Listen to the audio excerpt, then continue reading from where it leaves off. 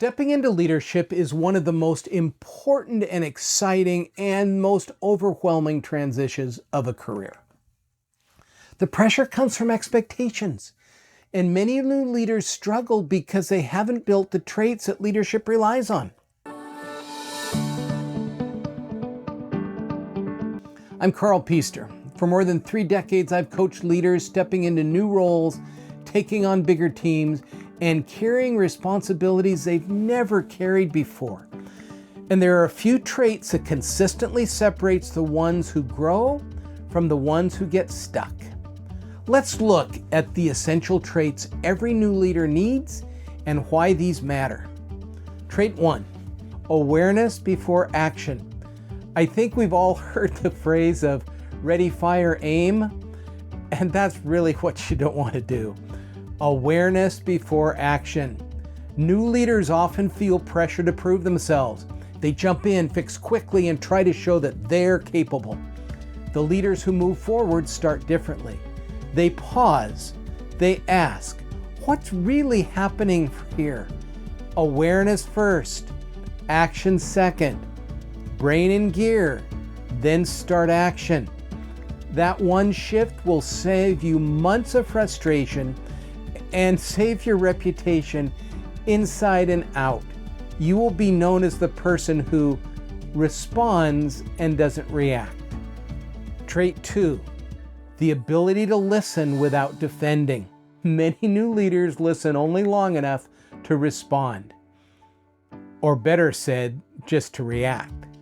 The leaders who earn trust listen to understand. You don't defend, you don't explain, you take in what people are actually telling you. Listening is not passive. It's one of the most active skills in leadership. Can we just go over that for a moment? So many times we go up to a leadership level and we've done well because we're doers. Give it to Jane, give it to John. She gets things done, he gets things done. So we step into leadership and we think that we still have to get things done. We need to check the boxes. We need to show that I'm great, I've done it, I'm working well. But as a leader, you need to understand that there's people that you are leading. They have opinions. I just finished a situation a couple of years ago where a major decision had been made by hospital administration and they hadn't consulted many physicians. To say the least, there was a lot of crow that was eaten in those meetings. So be careful. Ask, listen, don't defend, don't explain.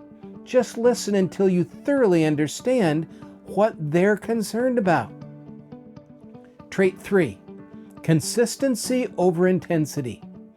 Anyone can have a great week. What your team watches is how consistent you are. Do you show up prepared? Do you follow through? Do you keep your word? You have heard me use this quote by James Clear many times in these videos that you watch. The reason I use it so much is that it is foundational for great strategic thinking and leading. Here is the quote. You don't rise to the level of your goals.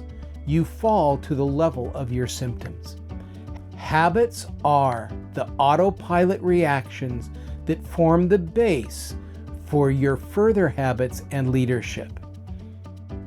So your leadership habits are based on habits that you may not even recognize you have. Be careful with those. 4th, have the courage to have real conversations. Many new leaders avoid conflict. They see that conflict is a reflection on their leadership, so they soften the message, they postpone the conversation, or they hope the issue fades away, which, by the way, it never does. Well, better said, it rarely does. There are times where just letting it lay resolves itself. The other 99.9% of the time, it will come back to bite you big time. So be careful there. Avoidance generally only creates more problems. Leadership requires steady, quiet courage, the kind that lets you tell the truth with respect and with calm. Trait 5, pair humility with confidence. Humility keeps you learning. Confidence keeps you leading.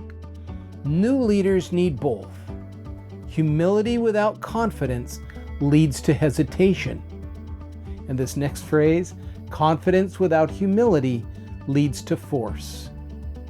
Confidence without humility leads to force, and that's where I see so many leaders making very significant errors.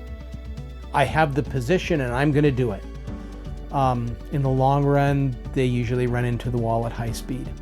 The balance between humility and confidence is really important for you to master. So some final thoughts for you today. If you're stepping into leadership, remember this: nobody expects perfection. People simply want someone they can trust.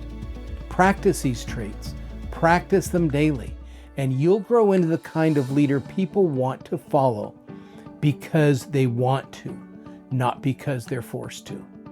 If you're ready to strengthen your leadership even further, visit us at coachinggroupinc.com to explore the tools and courses we have to help you move from awareness to decisive action.